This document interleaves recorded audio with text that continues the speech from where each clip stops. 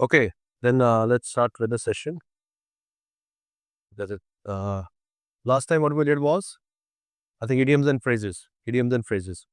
And I told you that we'll also have a test of idioms and phrases. आप लोगों ने पढ़ा था कुछ? Idioms, phrases? Right. Okay, so today we're going to start with a very important topic, which is parajumbles या PFQs, जिसको कहते हैं हम. Like you have got jumble sentences, and you have to rearrange those sentences and form a coherent paragraph. Okay, that is part and parcel of each and every examination. Okay. So first and foremost,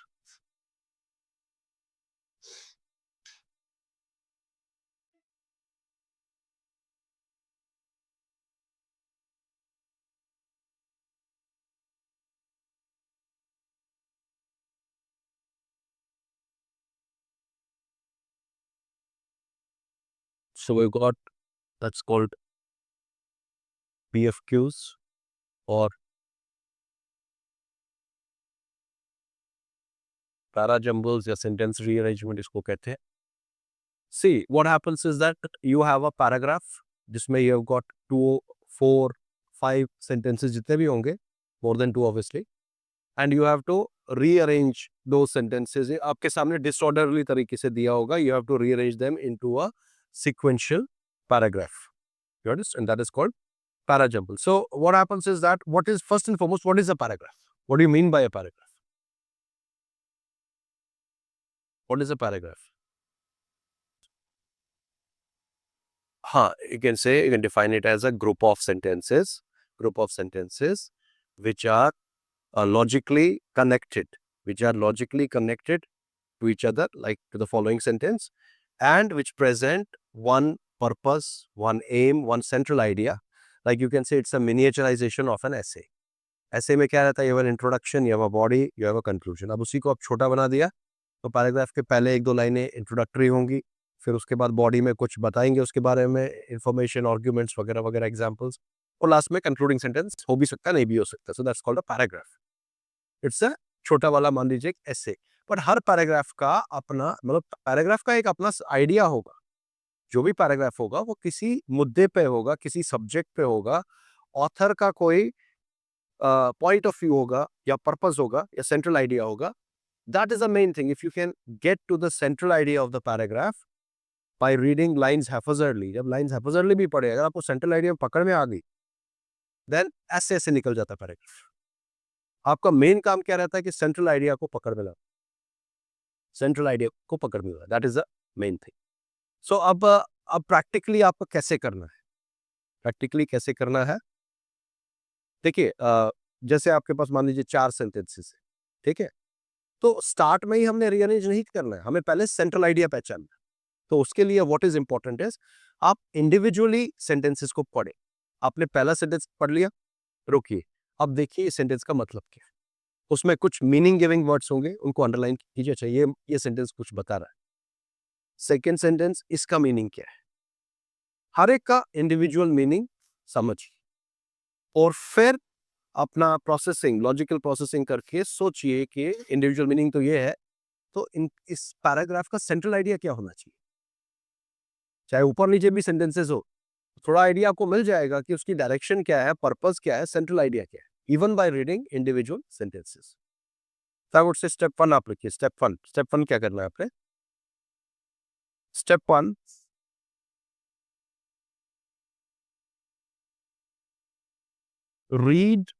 read all the sentences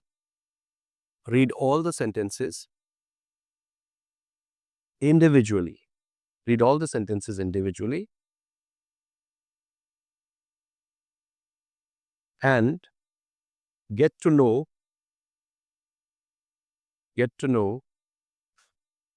the main idea of each sentence. Read every sentence, all the sentences individually, and get to know the main idea of each sentence, and thereby try to find the central idea.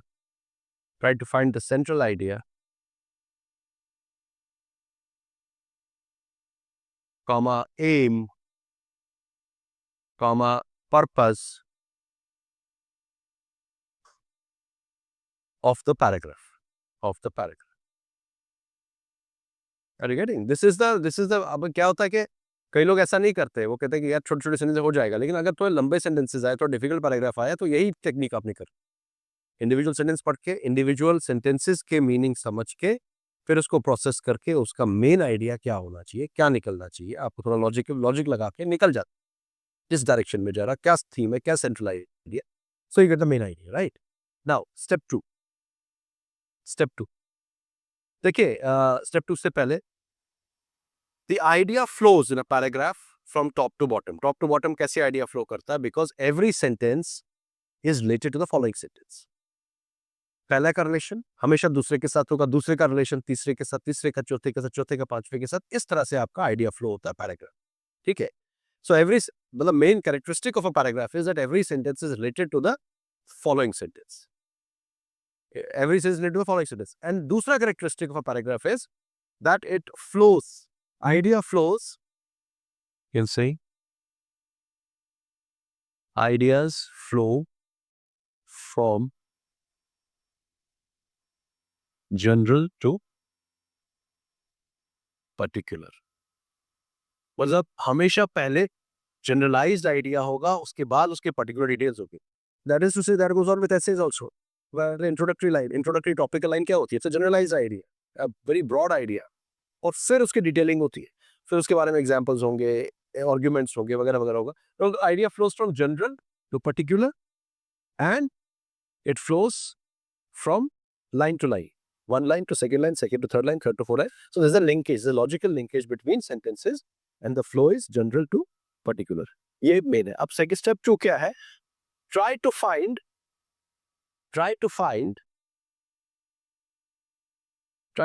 a general sentence.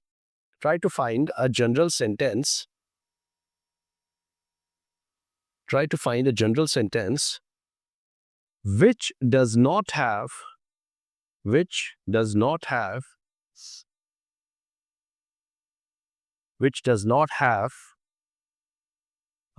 the, you can say, reverse linkage or connection, or previous or reverse linkage or connection, right? Which does not have a previous linkage or connection. This is probably the first sentence of the paragraph. So how do you find that? The simple thing is, अगर आपका एक para ये sentences है, ठीक है, sentences are linked. So you have what? First sentence is a link, forward linkage to second is forward to third is forward to fourth का आगे नहीं है, but second का previous connection first के साथ है, third का previous connection second के साथ है, fourth का previous connection third के साथ, यानी fourth का भी previous है, third का भी previous है, second का भी previous है। सिर्फ एक sentence है first sentence जिसका सिर्फ forward connection है, इसका previous का reverse connection नहीं है, यानी कि इससे पहले कोई भी और sentence नहीं आ सकता। तो एक general sentence generalized in nature होगा, जो टॉपिकल सेंटेंस होगा उसके बारे में आगे लिखा होगा, उसके बारे में डिटेलिंग होगी, और उसका प्रीवियस कनेक्शन नहीं होगा। Just you can find that out, try to find that is probably the first sentence of the paragraph. ठीक है, फिर नेक्स्ट स्टेप लिखे, step 3, try to find any mandatory mandatory means compulsory, mandatory mandatory sentence pairs. Try to find any mandatory sentence pairs bracket में लिखे if any, अगर है, हो भी सकता है, नहीं भी हो सकता, कई बार नहीं होता, कई बार होता है। So what is a mandatory sentence pair? So I'll give an example.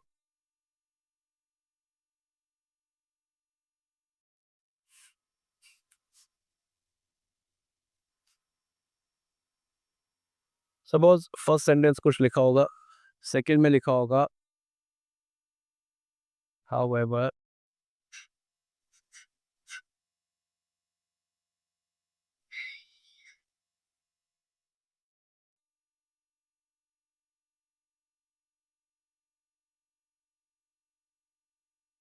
however he remained unmoved. और मैं कुछ लिखा होगा, फोर्थ में लिखा होगा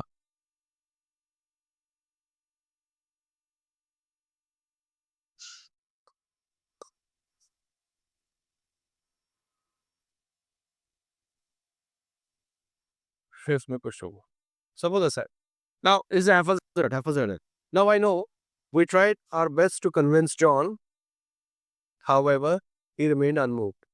I know 4 के बाद 2 आना है, ठीक है, because सबसे पहले John is replaced by he, John is replaced by he, and we try to convince John. हमने इसको convince करने की कोशिश की. However is a contrasting connective, contrast है यहाँ, is opposition. But जैसे तो but होता है, however होता है. He remained unmoved. Unmoved means he did not get convinced. So I know that my mandatory pair is 4 and 2. इसके बीच में कुछ नहीं आएगा. 4 2 साथ में आनी चाहिए. ये 4 2 साथ में. अभी 4 2 क्या 1 2 की जगह है, 2 3 की जगह है, 3 4 की जगह. I don't know. I just know that wherever they are, they have to be together. So you can just get these hints. So find out if there are any mandatory pairs in this paragraph. उनको अलग से रख दीजिए. First sentence पहले, फिर mandatory pairs. ठीक है, ऐसे देखो mandatory pairs. और mandatory pairs connectors से पहचानते. Connectors ऐसे pronouns से, connectors से आपको पता लग जाता है. अच्छा, ये हो गया step 3. अब step 4. Step 4 लिखिए. Using connectives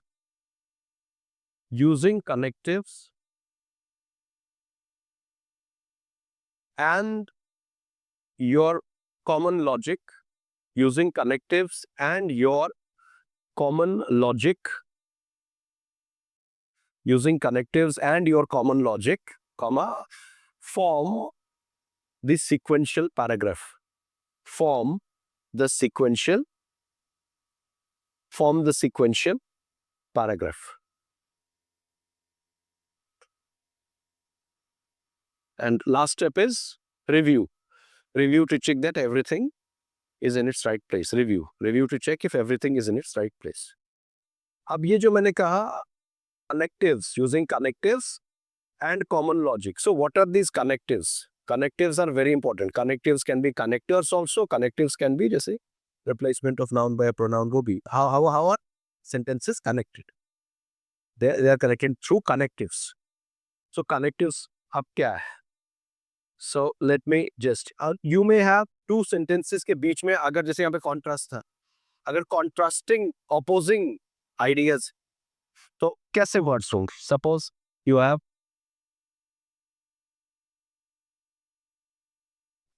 opposing ideas या contrasting ideas आपको तो क्या हो? जैसे लिखा होगा ऐसे लिखा होगा in contrast. उससे पहले in contrast क्या लिखा होगा? On the other hand. या जैसे मैंने अभी कहा however क्या लिखा होगा? but या ऐसे वाले though, although, even though.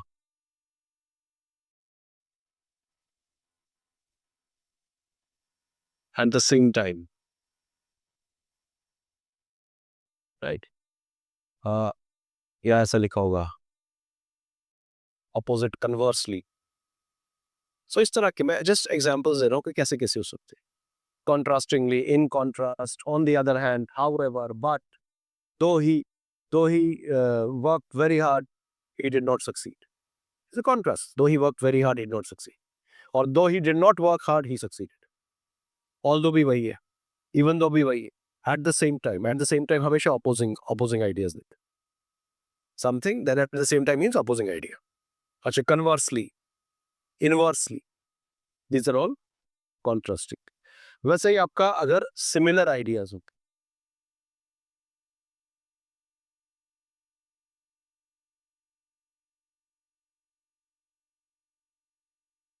जैसे लिखा होगा similarly, on same lines, also, and, you see, also, and, या लिखा होगा what else? हाँ, along with this. So similarly, at this on same lines also and along with this.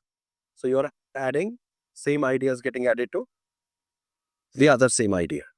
That is similar ideas. अच्छा, अब अगर let's suppose result और consequence होगा, आपको किसी चीज का रिजल्ट या कॉन्सिक्वेंस देना है. सो रिजल्ट और कॉन्सिक्वेंस कैसा लिखा होगा? कहीं पे लिखा होगा 10 hence therefore so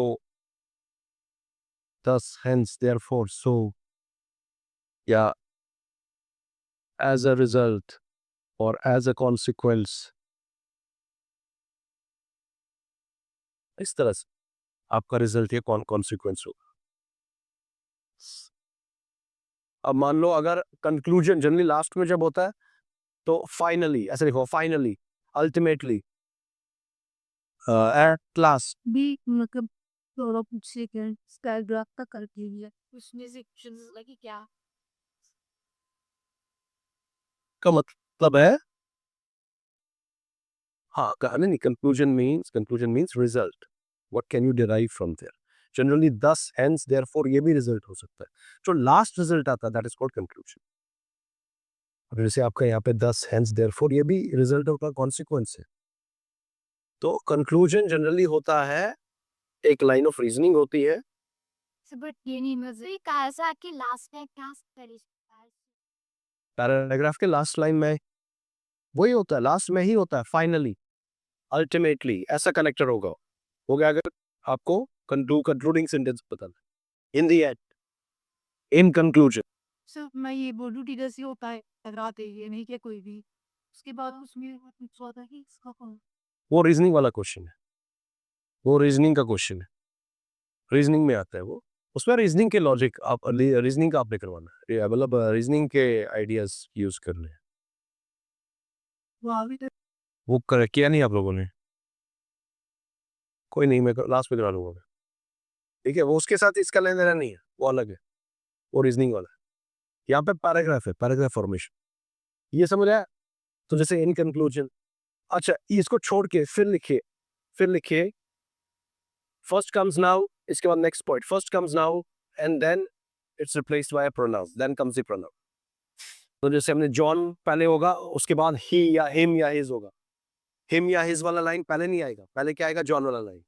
सो जैसे मेल नेम है तो वो ही हिज हिम से, फीमेल नेम है तो वो शी हर से रिप्लेस होगा, या न्यूट्रल जेंडर है तो वो इट से रिप्लेस होगा, इट से या दे से, जैसे प्रोनाउन में पढ़ा था, है ना. तो first comes noun then comes the pronoun, ये. अच्छा फिर लिखिए first comes the full name and then comes the nickname और short name. First comes the full name and then comes the nickname और शॉर्ट नेम. पहले full name फिर nickname या short name. अब जैसे आपके पैराग्राफ में 2 सेंटेंसेस होंगे, एक में लिखा है विलियम शेक्सपियर, और दूसरे सेंटेंस में सिर्फ शेक्सपियर लिखा है. तो विलियम शेक्सपियर वाला सेंटेंस जनरली क्या होगा? पहले होगा उसके बाद शेक्सपियर. कहीं पे लिखा होगा एपीजे अब्दुल कलाम और आगे सिर्फ कलाम लिखा होगा, तो कलाम बाद में आएगा, पहले APJ Abdul Kalam. Are you getting? ऐसे. अच्छा फिर लिखिए next one,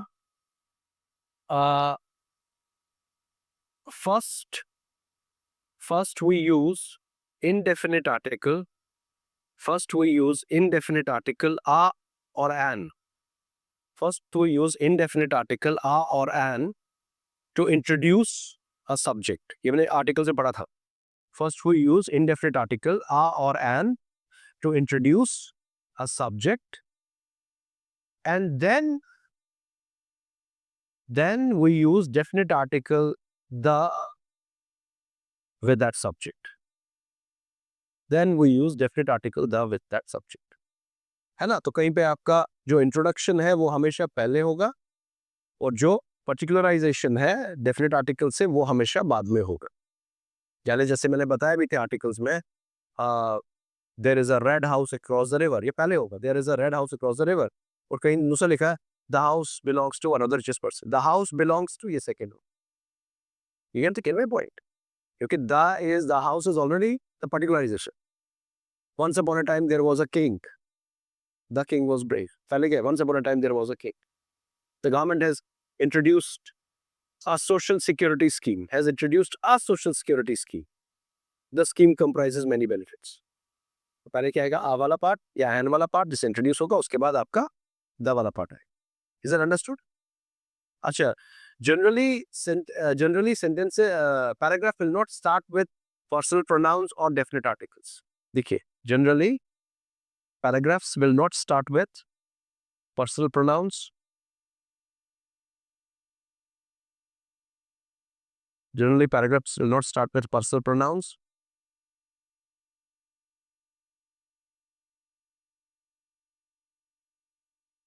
personal pronouns and definite articles, and definite articles. Bracket में साथ में लिखिए definite article the, definite articles the तो लिखेंगे आप, उसके बाद ब्रैकेट में लिखिए, द के बाद ब्रैकेट में when used to give particular detail, when used, no sorry हाँ, when used to give a particular detail, when used to give particular detail, क्योंकि you may have pronouns और articles है which are general in nature, उससे start हो सकता है, लेकिन अगर particular detail दे रहा है वो तब नहीं हो सकता. I'll give you an example. Suppose I say the villagers were very upset by the landlord's behavior towards some of them. Can this be the first sentence? The villagers were very upset about the landlord's behavior. The villagers, I'm talking about particular group. The landlord, I'm talking about particular group. तो इससे पहले मैंने villagers या landlord के बारे में बताया होगा, तभी मैं the villagers और the landlord कहूंगा. So this cannot be, this is particularization, ये पहला sentence नहीं हो सकता. But on the other hand, अगर लिखा होगा the dog is a faithful animal, तो ये पहला हो सकता है, क्योंकि ये द यहाँ पे जनरलाइज करता है सारे डॉग्स को, ये पर्टिकुलराइज नहीं कर रहा है. The can be used to generalize also, तो वो स्टार्ट कर सकता है, लेकिन द जहाँ पे पर्टिकुलराइज कर रहा है वो स्टार्ट नहीं कर सकता. वैसे ही जैसे आप कहोगे ही या हिम या शी से स्टार्ट नहीं हो सकेगी, उसके बारे में पहले बताया होगा, लेकिन अगर ऐसा लिखा होगा it is a fact well known that people are suspicious of some other people, it is a fact well known, it is a personal pronoun, but यहाँ पे वो जनरलाइज कर. अब कहीं दूसरे पे लिखा होगा it was a very smooth, it was a very smooth departure from his routine work.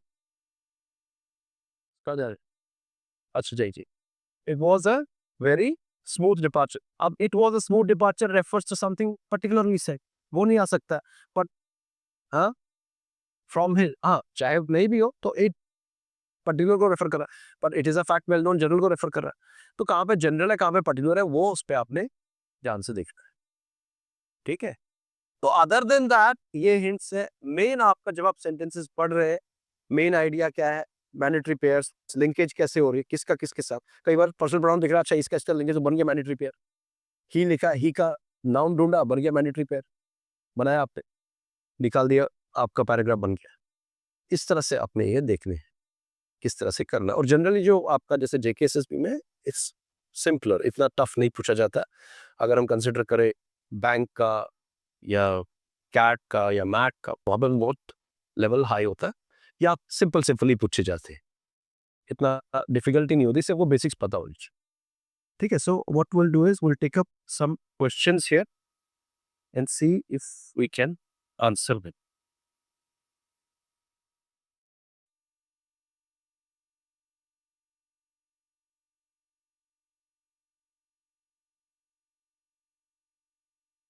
Done, इनको दे दीजिए. ठीक है, मैं एक्सपेक्ट करूंगा कि आप ऑप्शंस अगर ना देखें वो बेटर है. देखो क्या होता है, ऑप्शंस देख के ना आपकी क्रिएटिविटी खत्म हो जाती है। आप इसमें अच्छा जिसका ए का बी के साथ नहीं है, बी का सी के साथ नहीं, आप तो मैथमेटिक्स लगाते हैं। अगर ऑप्शंस को आप छिपा दें और फिर कोशिश करें, जैसा मैंने आपको बताया था करने का, ऑप्शंस छिपा के अगर आप कोशिश करें वैसे ट्राई करें।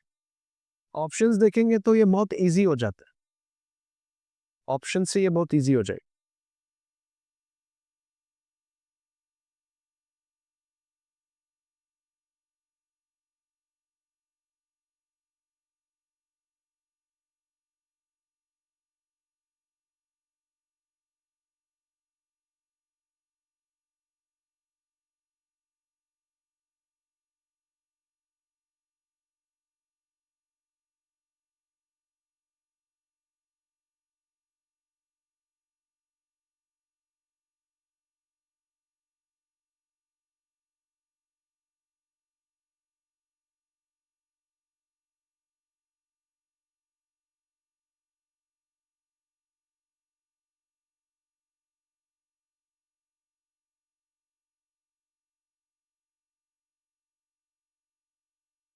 ऑप्शंस ना देख के मुझे बताएं पहला सेंटेंस क्या होना चाहिए हमें।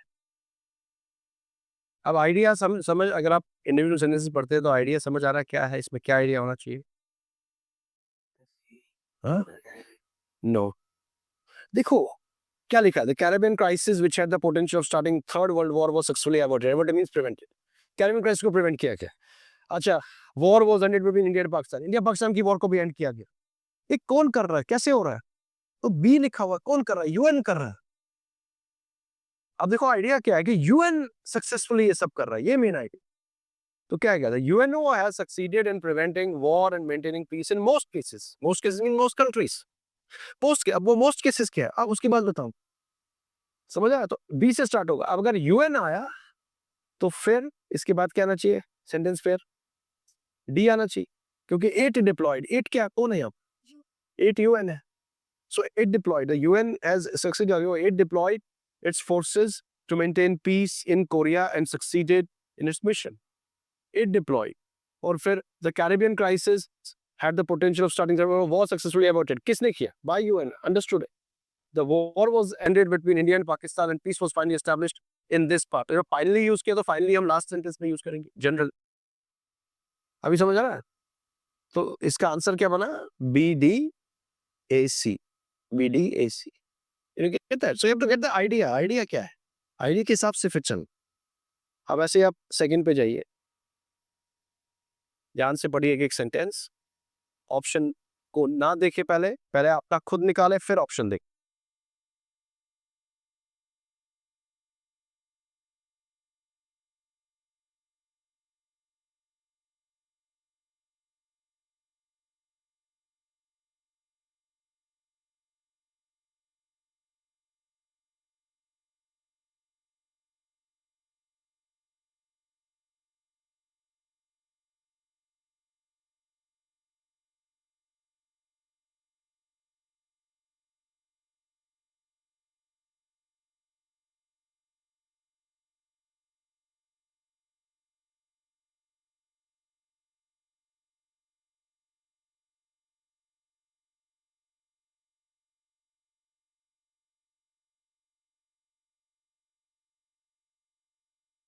अब यहाँ पे अगर आप एक एक सेंटेंस पढ़ेंगे तो जैसे if you want to make our democracy stable there should be some checks upon the people. अगर डेमोक्रेसी को स्टेबल बनाना है। दूसरे में we do not have a healthy opposition and this gap can be covered only by free and bold press. Opposition भी healthy नहीं।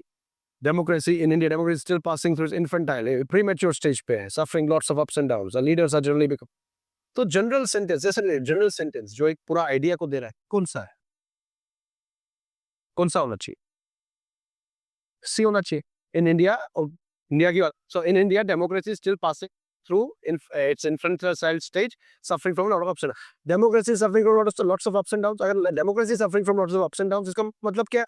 Democracy is unstable. इसका मतलब है democracy is unstable, है ना? इसके बाद क्या आना चाहिए फिर सी के बाद? ए, आप कह रहे हो अगर हम डेमोक्रेसी को स्टेबल बनाना चाहते हैं, इसका अप्स एंड डाउन भी is unstable. If we want to make our democracy stable there should be some checks upon the people. Checks मतलब उन पे रोक रखनी चाहिए, रोकना चाहिए उनको, या प्रिवेंट करना चाहिए कुछ करने से। क्यों चेक करना चाहिए? चेक क्यों करना चाहिए? अब उसके बाद वही आंसर ढूंढोगे, चेक क्यों होना चाहिए पीपल इन पावर पे, वो आंसर उसका एक्सप्लेनेशन डी में दिया, the leaders generally become very ambitious and so they try to gain power as much as is possible, अपने जुरिस्डिक्शन से बाहर का पावर भी ले लेते, तो इसलिए उनके पावर पे चेक होना चाहिए। और मोर ओवर क्या है, we do not have a healthy opposition, अब हमारे पास ऑपोजिशन भी नहीं है, ऑपोजिशन पावर पे चेक कर सकता था, इसलिए वो रोल किस पे, अब वो ओनस किस पे पड़ा, मीडिया पे, है ना। So this gap can be covered only by free and bold press. अगर ऑपोजिशन स्ट्रांग नहीं है तो वो प्रेस को बोल्ड होना पड़ेगा। Is it understood?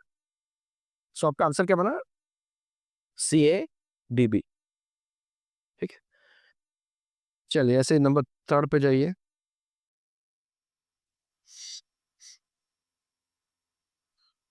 किस में, सेकंड में? तो पहले कीजिए पूरा, that everybody do it then will discuss. You tried first.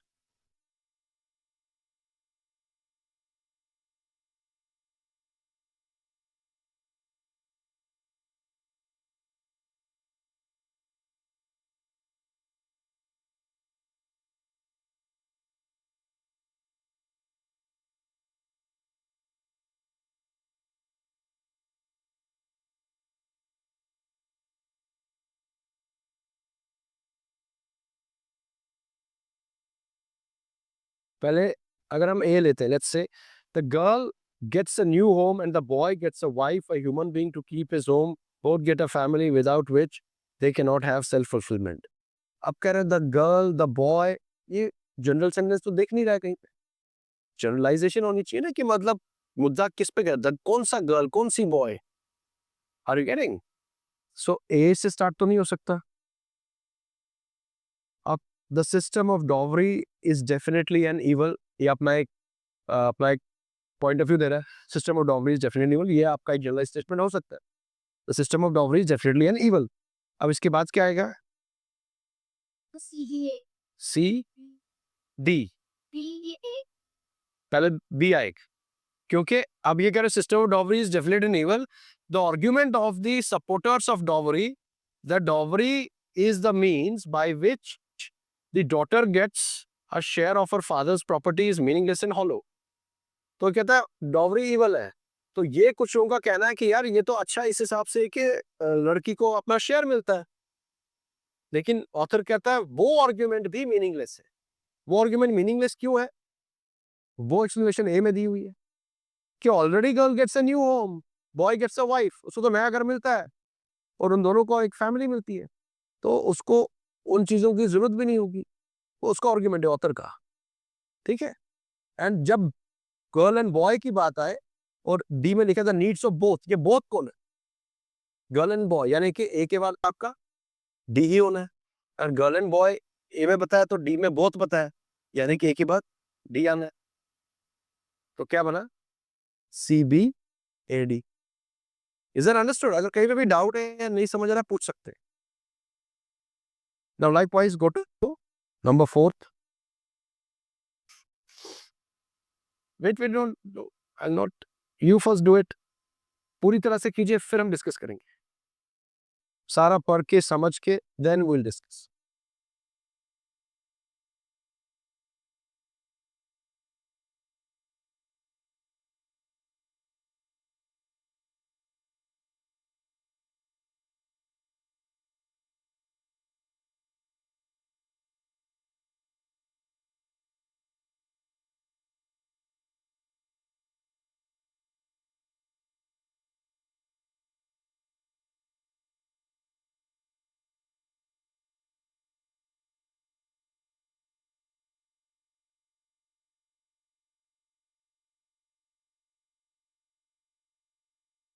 सो इसमें फर्स्ट सेंटेंस क्या होना चाहिए, देखो ऑप्शंस मत देखिए,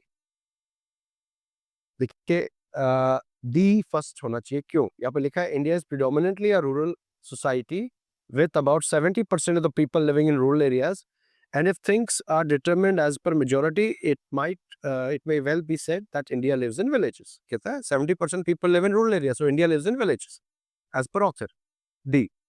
अब D के बाद Mahatma Gandhi rightly said the prosperity of India depends on the prosperity of villages, यानी कि इसी आइडिया को एक्सटेंड किया महात्मा गांधी ने भी, इंडिया लिव्स इन विलेजेस, तो विलेजेस को प्रॉस्पर होना पड़ेगा, राइट, अब महात्मा गांधी जब कहा इसलिए तो महात्मा गांधी रिप्लेस्ड बाय ही, तो यानी ए के बाद ही एग्जॉर्टेड मतलब urged the social workers that the emancipation means liberation, freedom of India lay in the emancipation of villages. Emancipation of India lay in the emancipation of villages. Are you getting? And last of all, if we are really interested in national development, villages are to be given first priority. That is the concluding statement. So your answer becomes D, A, B, C. Next. Connectors को ध्यान से देखना चाहिए. Connectors अगर दिए हैं तो कैसे कनेक्ट कर रहे हैं दो सेंटेंसेस को.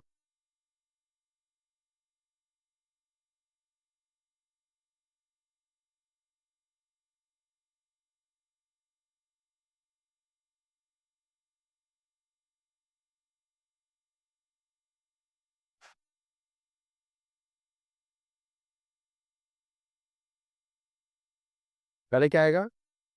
हाँ, so you say an important development that is of late taken place in the countryside is the phenomenal success of green revolution. यानी कि villages में green revolution एक phenomenal success, a positive, it's a positive about villages, about green revolution यानी हरित क्रांति, ठीक है, crops growing and all those things, so it's a positive.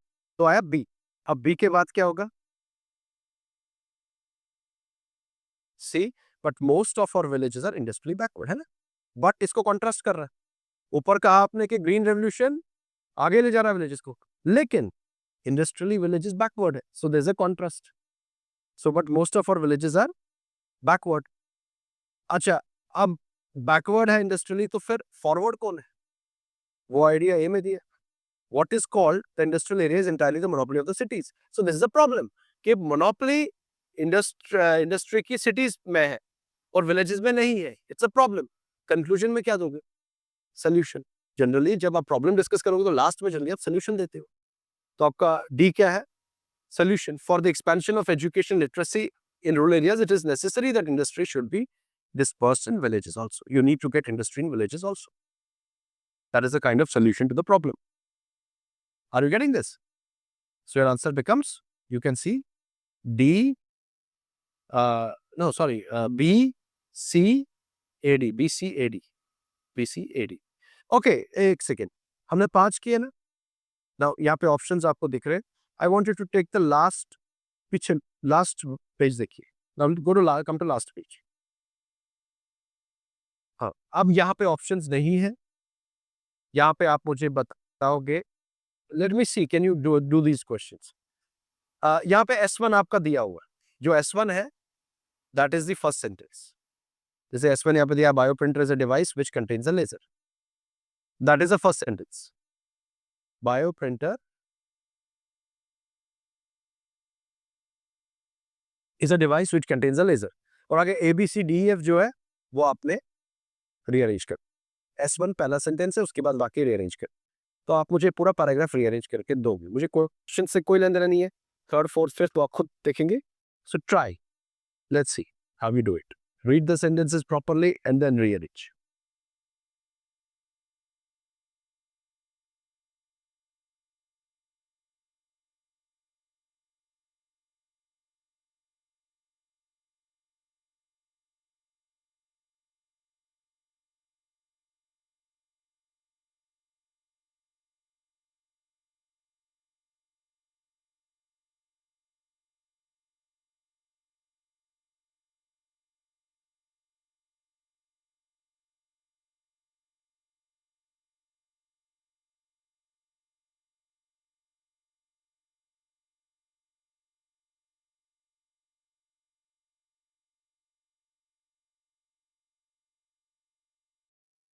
तो फर्स्ट सेंटेंस इज गिवन, तो बाद में इसके साथ लिंक कैसे करोगे एंड सारा पूरा पैराग्राफ बनाना है. अच्छा, कई बार ऐसा होता है ना, आप जैसे 6 सेंटेंसेस करने, आपने पहले 3 कर दिए, पहले 3 आपको लगा हो गए और अगले 3 नहीं निकल रहे, तो आपको लगा पहले 3 तो मेरे हो गए, मेरा प्रॉब्लम अगले 3 में है. लेकिन ऐसा हो सकता है वो पहले 3 फ्लूक से हो गए हो सकता है वो एक्चुअल नहीं हो सकता है आपको पूरा वो डिसमेंटल करना पड़े. कई बार आप सोचते हो कि 3 हो गए तो हो गए, अब बाकी में प्रॉब्लम है. हो सकता है प्रॉब्लम पूरे में हो सकता है the way you see it is not what author sees it. So you may have to dismantle the whole thing. Let me see who gives me the correct answer. who can rearrange it. It's very simple है. No, you first, okay, जैसे have you done the whole पूरा करिए, पूरा करने के बाद मुझे answer दीजिए.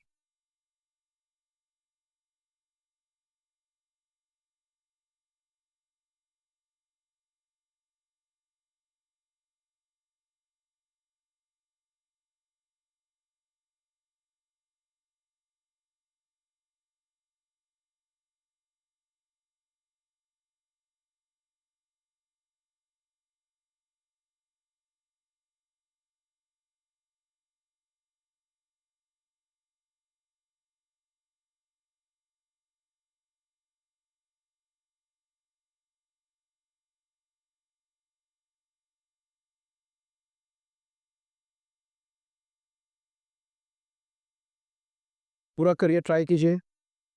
ठीक है, हर सेंटेंस को पढ़िए, देखिए क्या बता रहे हैं, किस तरह से लॉजिकली ये इसमें क्या है.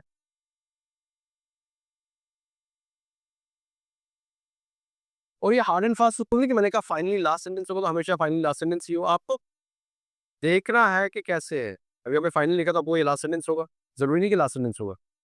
हो सकता है उस पार्ट का फाइनली हो, किसी एक पार्ट का फाइनली हो वो. अब कर ले, चलिए, let's see. So a bioprinter is a device which contains a laser. Bioprinter एक डिवाइस है व्हिच कंटेन्स अ लेजर. ये इन्फॉर्मेशन दी. अब बताइए S1 के बाद क्या है. S1 के बाद ए. तो आपने कहा the laser scans the patient's wound to measure its dimensions. वो लेजर करता, लेजर स्कैन करता पेशेंट के वुंड को. ओके, ए के बाद D. Okay, wait. Now D में क्या बता रहे हैं, पढ़ो इसको. With a bioprinter, the subject's own skin cells can be grown and multiplied in a lab to refill the printer. तो पहले आप ये बताओगे कि बायोप्रिंटर करता क्या है, फिर उसके बाद प्रोसेस दोगे. जो लेजर स्कैनिंग द वूंड है वो तो प्रोसेस का पार्ट है. स्कैन करके फिर उसमें स्किन सेल्स डालते हैं, फिर उसको हील करते हैं, वो तो प्रोसेस है. पहले ये नहीं बताओगे बायोप्रिंटर करता क्या है. ये आपके लिए ट्रैप था कि इसके ऊपर लेजर लिखा है तो आपने कहा नीचे लेजर है, लेजर से स्कैन करो. लेकिन पहले ये तो बताओ बायोप्रिंटर, मेन तो bioprinter. You get the point. So a bioprinter is a device which contains a laser. तो इसके बाद आपका डी होना चाहिए, ए नहीं आना चाहिए. पहले ए पहला नहीं आना चाहिए, डी पहले होगा फिर ए आए. डी पहले होगा क्योंकि वो बता रहा है बायोप्रिंटर क्या कर रहा है.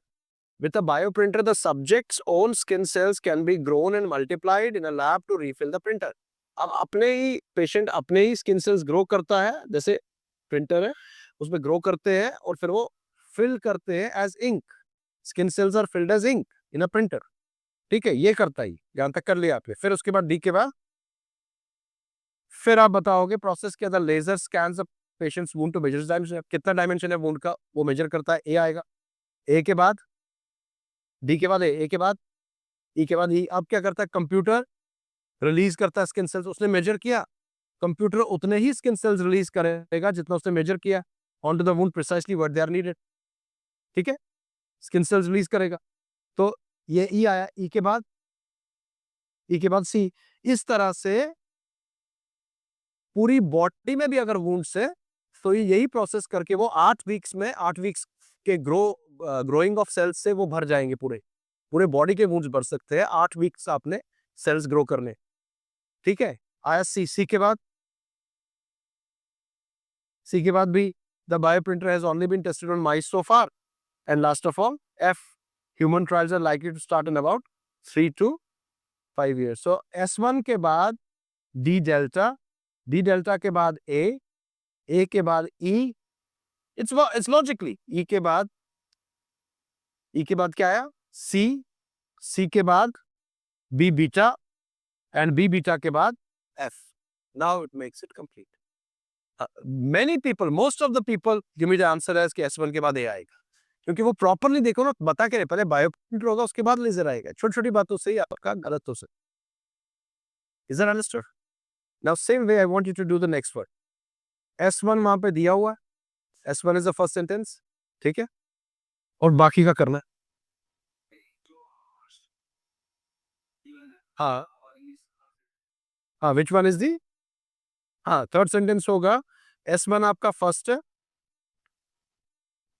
नहीं नहीं, S1 फर्स्ट हो गया, सेकेंड आपका D हो गया, और थर्ड आपका A हो गया।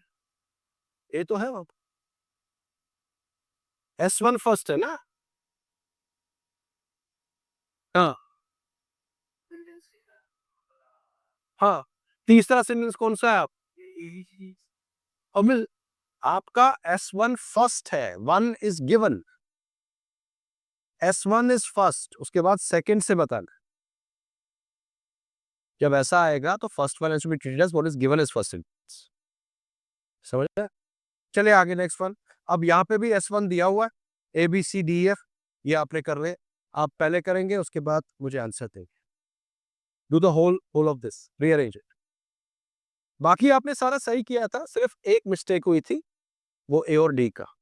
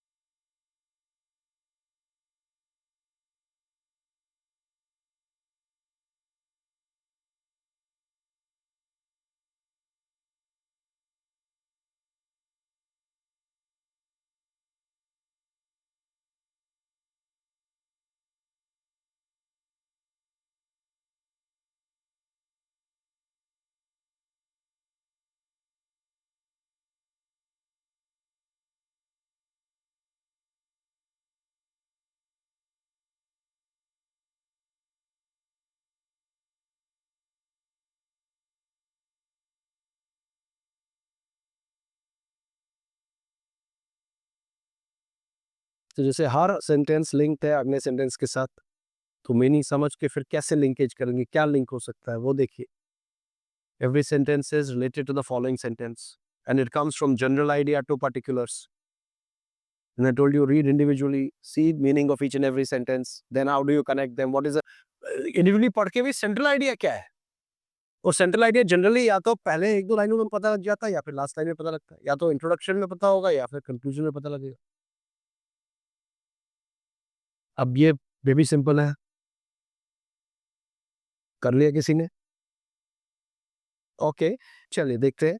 Now it says military robots, land robots, and military robots are divided into land robots and flying robots.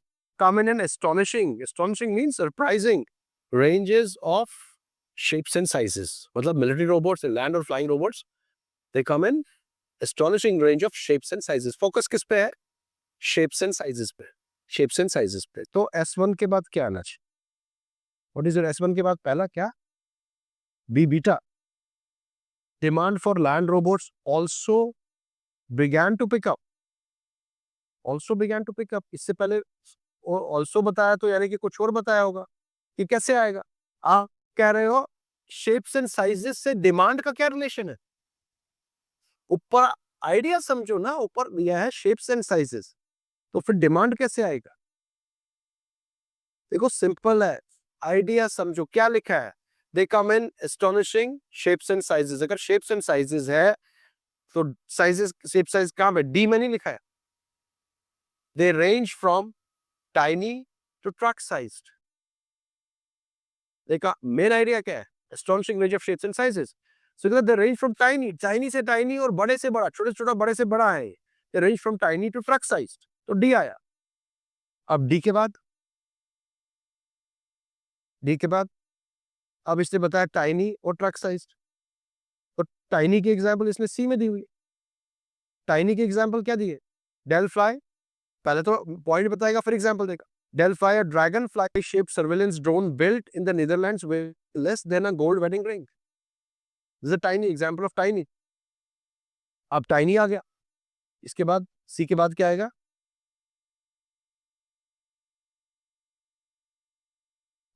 सी के बाद A at the other end of the scale. Tiny का एग्जांपल आपने डेल्फाई दिया, तो फिर at the other end of the scale is America's biggest and fastest drone Avenger. वो truck size हो गया,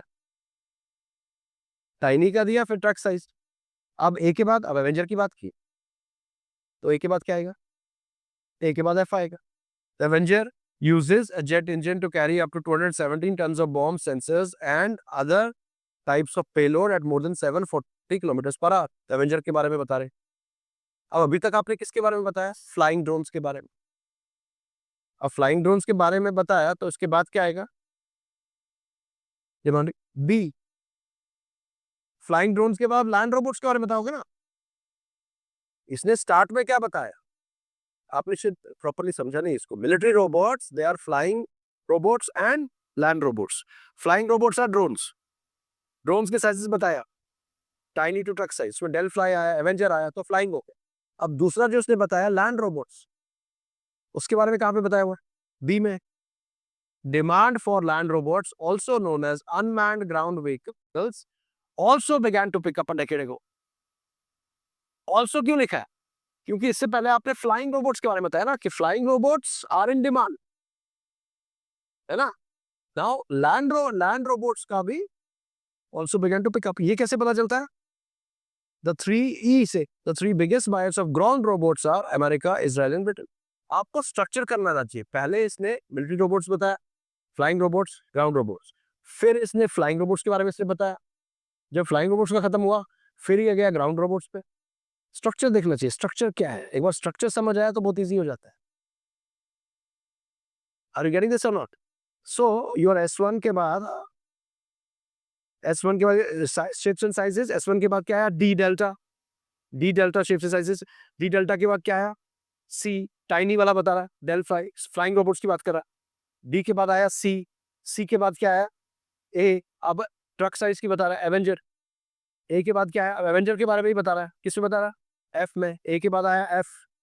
अभी तक तो फ्लाइंग रोबोट और कहीं पे नहीं. एफ के बाद क्या आया? B beta, ground robots. और बी के बाद the three biggest buyers of E. So B और ई ग्राउंड रोबोट्स के बारे में बता रहे हैं, वो इकट्ठे आएंगे. Is that understood everyone? Clear है? अब इससे पीछे देखिए एक page, sentence jumble. Sentence jumble है, एक ही सेंटेंस के पार्ट्स को टुकड़े टुकड़े करके रखा हुआ.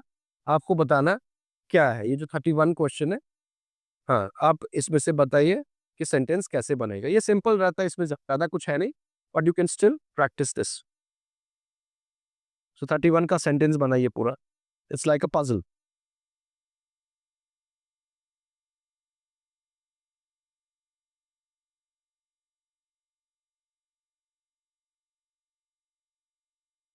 ये कहां से स्टार्ट होगा? वन ऑफ द इंपॉर्टेंट, आगे, One skill. skills that people often forget is to listen to others or to be a good listener. So answer becomes 3 1 2 3 1 2 4 5, which is number 5. Go to next one.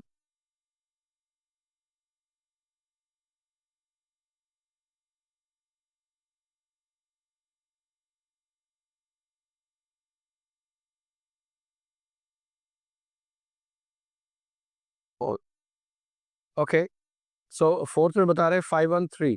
5 से start होगा. We receive almost no training in good listening, but to be a good communicator, you must be a good listener first. Absolutely correct. Fourth is the answer.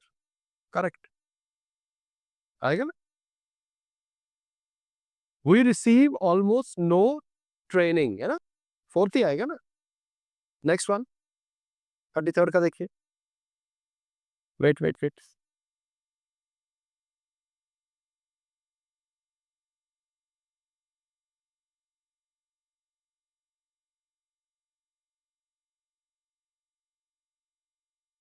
Right. सो इसका क्या आएगा?